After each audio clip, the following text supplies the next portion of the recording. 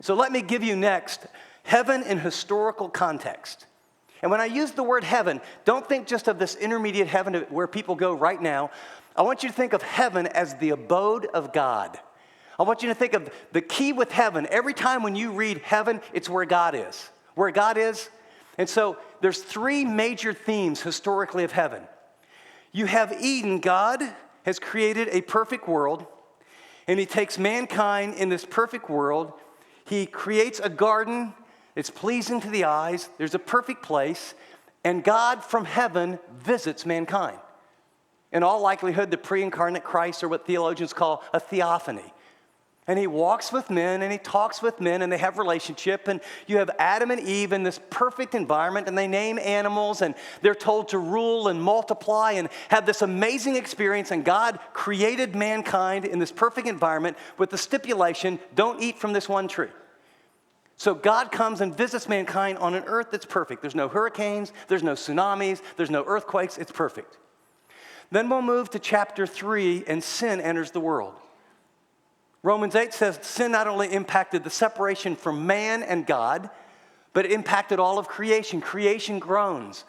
And so now we have these dysfunctional things that happen in the creation as it's groaning. We have man is separated from God, and so now God sends his son. He becomes fully God, but he's already God, fully man, and he comes to live among us, to rescue us, lives a perfect life, dies upon a cross, pays for our sin so that we can have relationship. The moment a person dies during this window of time between Genesis 3 and Revelation 20, you immediately go into the presence of God, and it's called the intermediate heaven. You might jot in your notes Philippians chapter 1, verses 20 and 21. Paul says, I don't know what to do. He thinks he's going to be executed.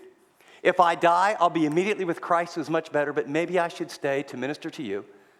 You might jot down 2 Corinthians 5:6. It says, to be absent from the body is to be home with the Lord. So there's no soul sleep, there's no delay. But when you die in the present, you're immediately in the presence of God, but you don't have a resurrected body. The resurrection comes later. The future, what we have, beginning in chapters 21 and 22, is there's a new heaven and a new earth. And in resurrected bodies, we will live on this new heaven and this new earth. And sometimes if I told you that you have an old car, but I'm going to give you a new car, and your old car is 15 years old and it breaks down and it has problems, and I said, but I'm going to give you a new car, I don't think you would say, I have no idea what a car is.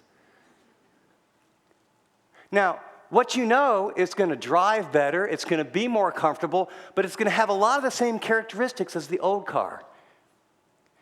Here's what I want you to see. The heaven that God has planned for you is very akin to the heaven that was when he came down and created a place where he wanted to be with man that he visited. And then this old perfect environment, God longed for relationship. But there was life, there was focus, there was beauty, there was work, there was a discovery, there was learning, there was naming, there was ruling. It was real life with real people on a real earth.